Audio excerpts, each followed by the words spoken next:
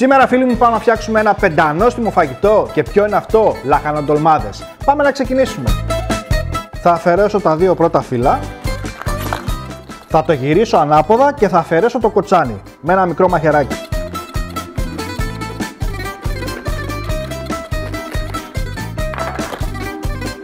Θα τοποθετήσω το λάχανο μέσα στην κατσαρόλα. Θα γεμίσω την κατσαρόλα με βραστό νερό περίπου μέχρι τη μέση.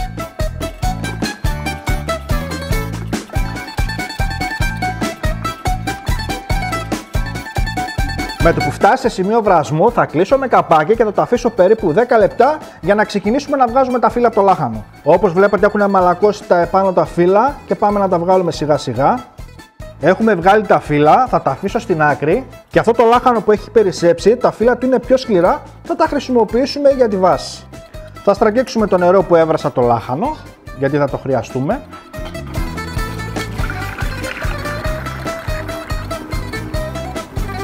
Πάμε να ετοιμάσουμε τον κιμά μας. Σε ένα μπολ θα ρίξω 500 γραμμάρια κιμά μοσχαρίσιο λάπα.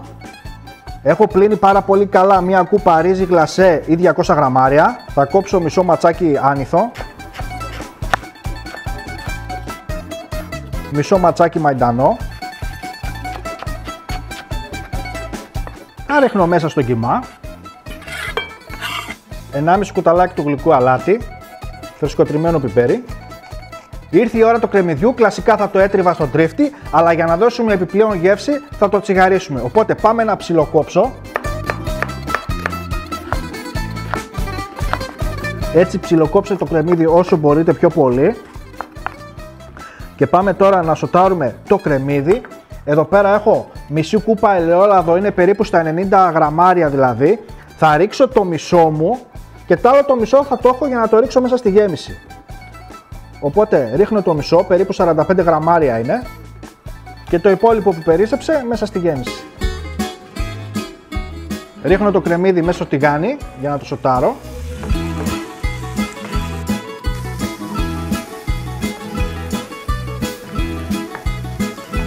Το κρεμμύδι μας έχει γίνει, έχει αλλάξει το χρώμα του και θα το ρίξω όπως είναι μέσα στη γέμιση.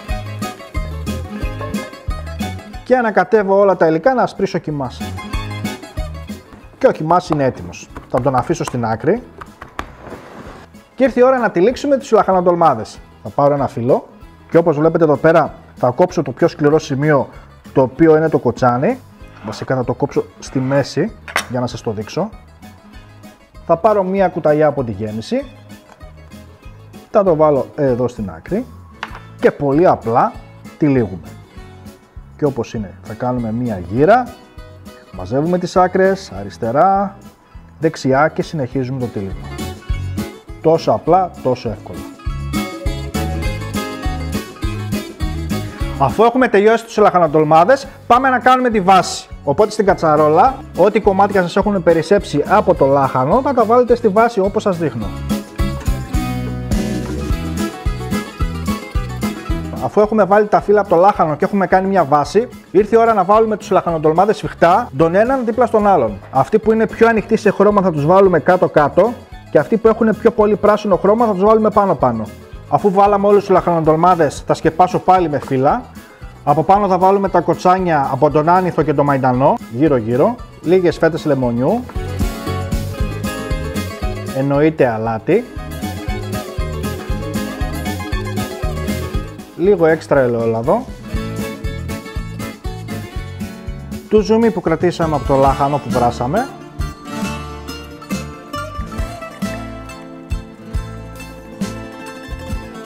σκεπάζω με ένα μικρό πιατάκι ώστε να κρατάει τους λαχανοτολμάδες σταθερούς προς τα κάτω και συμπληρώνω με έξτρα βραστό νερό. Σκεπάζω με καπάκι και σιγοβράζω σε χαμηλή φωτιά για περίπου μία ώρα. Οι λαχανοτολμάδες μας είναι έτοιμοι. Έχει περάσει 1 ώρα και 10 λεπτά. Στα 30 με 40 λεπτά έβγαλα και το καπάκι και το άφησα να σιγοβράζει. Θα αφαιρέσω και τα πάνω τα φύλλα από τα λάχανα. Και πάμε να ετοιμάσουμε το αυγολέμονο. Σε ένα μπολάκι θα σπάσω 2 μέτρια αυγά. Θα τα χτυπήσω πάρα πολύ καλά.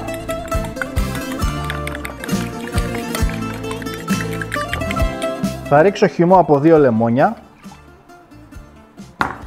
1 κουταλιά της σούπας corn flour. Ανακατεύω πάρα πολύ καλά.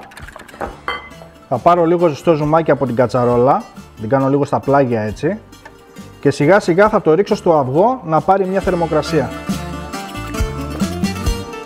Βάζουμε περίπου 3 με 4 κουτάλες και όπως είναι θα το ρίξω μέσα στους λαχανοτολμάδες.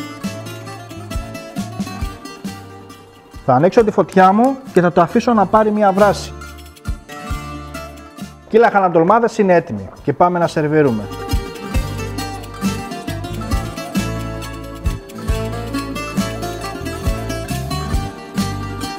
Και πάμε να δοκιμάσουμε να δούμε τι κάναμε.